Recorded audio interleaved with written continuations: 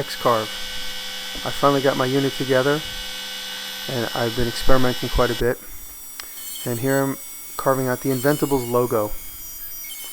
I'm going to do a project over that I did in a Make Magazine video where I made impressions in a book cover, but this time I'm doing logos. It's a little different because you had all this typeface to deal with. When I first carved out the Inventables logo, the small bits inside the B and the E shot away, but I was able to put them back in. I crazy glued them back in. Here I'm cutting my own logo out. And once I have both my dies done, I'm going to use them to emboss a book cover. There's my press from Harbor Freight, and the die that I just cut out on the X Carve is at the bottom. The book cover's there. And then on top of the book cover, I put a hard piece of rubber. It's just hard vulcanized rubber. It was used as a mat that I found in a construction site. And I cranked down on it really hard. The depth of those letters is a little deep, and you'll notice what happens once I open my jack.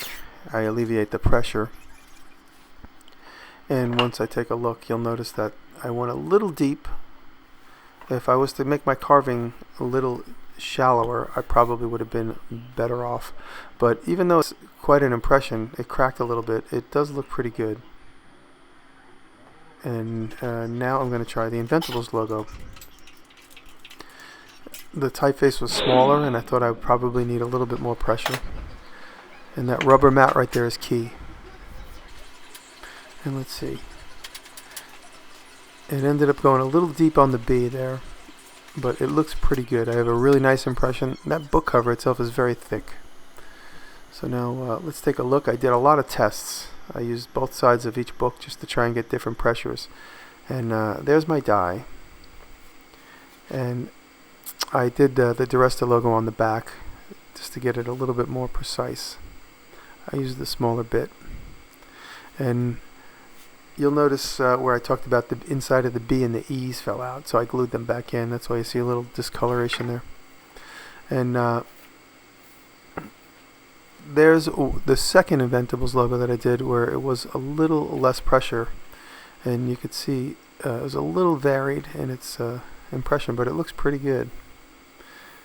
I think if I made it a little bigger, I'd probably get a better impression, but I only had a few of these books, so I did what I could with what I had.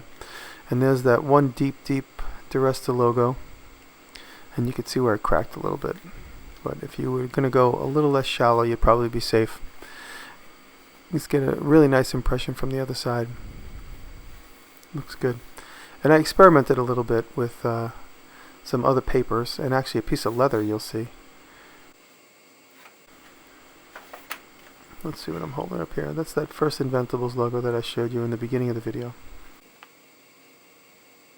It looks good. If I was to do it from the other direction, I would get an equally impressive logo if it read right on the impression side as opposed to the emboss side. And let's see, what do I have here? There's another DiResta logo where I went a little less pressure on a smaller book. You can see what it looks like from the inside. But experimentation is key if you were going to try this process.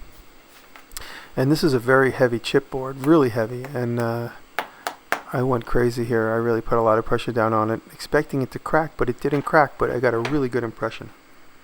And there's that rubber. That rubber, like I said, I got off a construction site. It was the rubber mat on a roof deck. And I did the same process that I just showed you on a piece of leather, and I got a really nice impression in that leather. That's veg tan, I think 8-ounce hide, and you can see how nice that looks. And here I'm just doing some more experimenting. This is a sign I actually made for a client. It hung over the register, and it says Delicatessen. And I just wanted to show you some more stuff that I did with the X Carve. You'll see in a shallow sign, because what I'm doing here, the letters are going to be filled in with paint, and then I do a light roller over the part that isn't carved, and so the inside of the letters are one color and the surface of the sign becomes another color. Just use a light roller, and there you can see the finish. Looks pretty good. I was happy with the way it came out. And then I'm working on another project for a future video. I was given a whole box of these 2 by 2 inch blocks. They're perfect cubes, 2 by 2 by 2 inch. And I had that hot glued down to the MDF. And I'm going to basically make these kids blocks, and I just knocked the hot glue off right there. And there it is. My X Carve experience.